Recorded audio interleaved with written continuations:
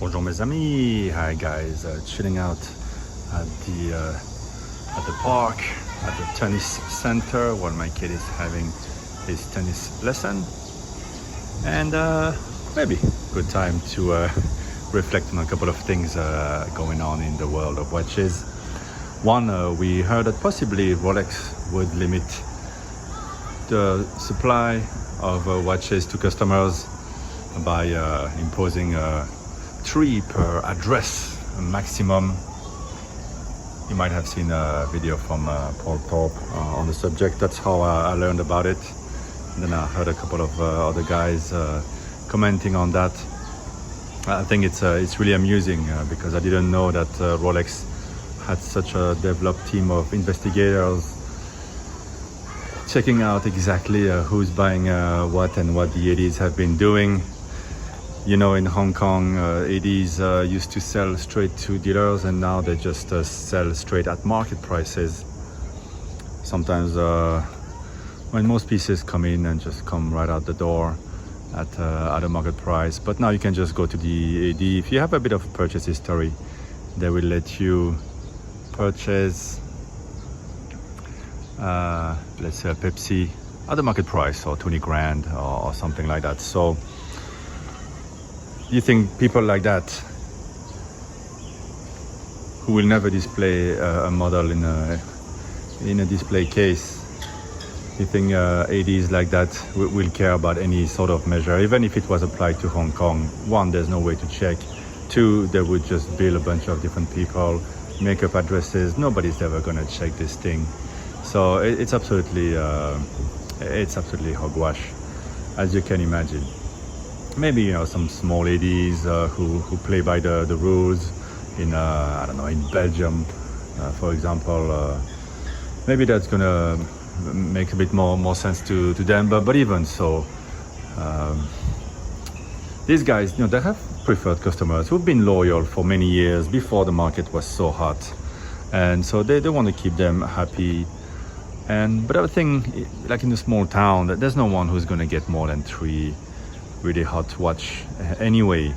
And one good point, I think it was that maybe Paul made, or another YouTuber from Hong Kong there, is that authorized dealers, they really rely on the heavy hitters to live, you know, not just the people who want the Pepsis.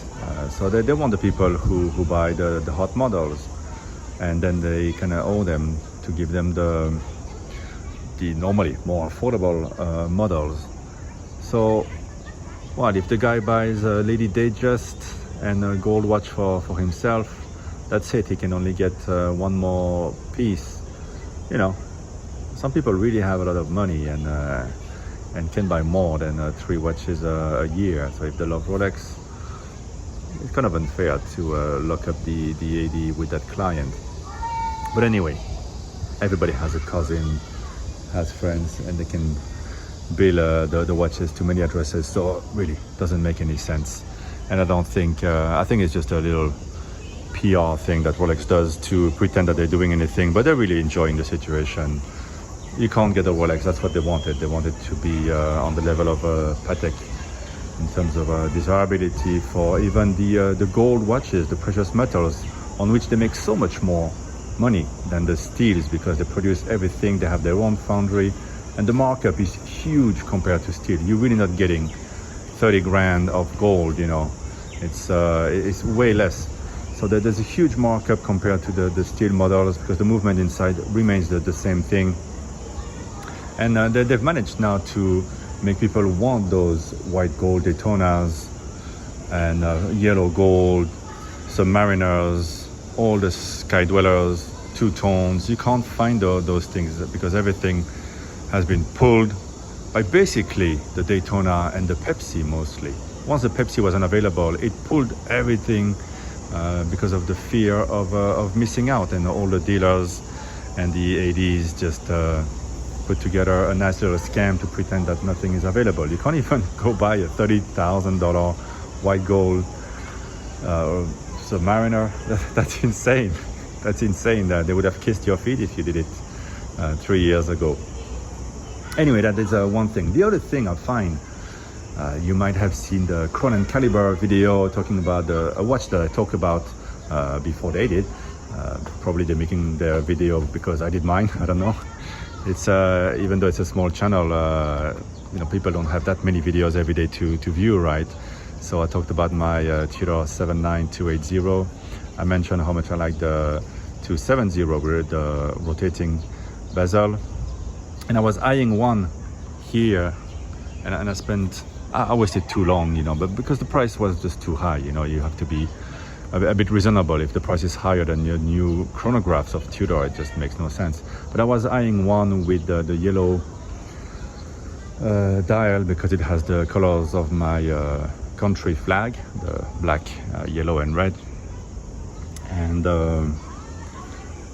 it had been there forever at a very high price, 45,000 Hong Kong dollar.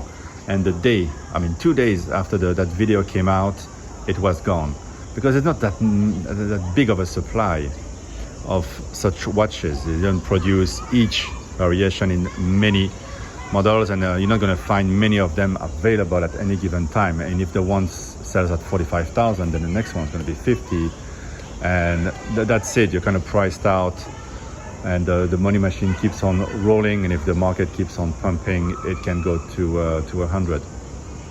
So interesting how just one video now, there's such a community of people watching those videos, and it influences your local market, and your local pieces are getting sold.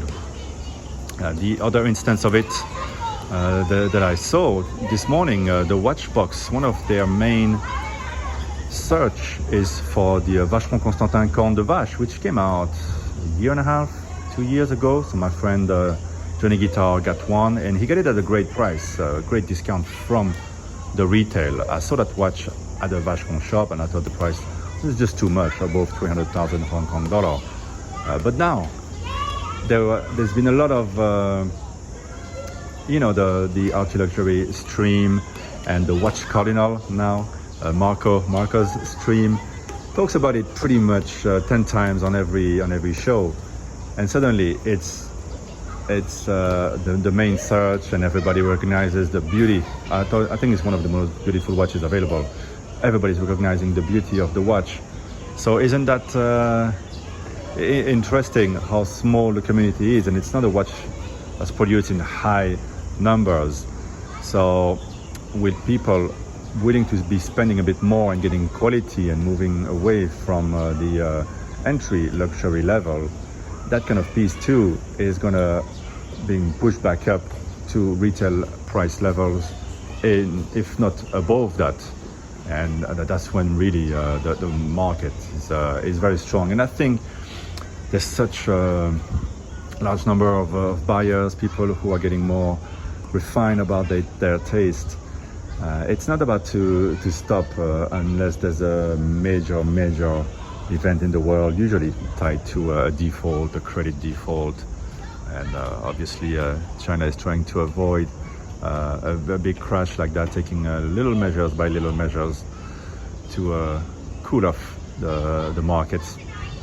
So there you go, just a couple of things I wanted to talk about, because I had a bit of time here waiting for my son to finish his tennis lesson. And of course on the wrist, this is the watch I wear normally to play tennis.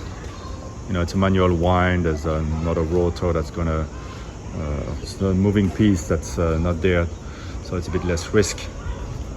And well, it's made to withstand heavy accelerations in a racket, so why not enjoy it when I play tennis. Thanks for watching, guys, and I'll come back to you with some collection reviews and more good watch stuff. Bye bye.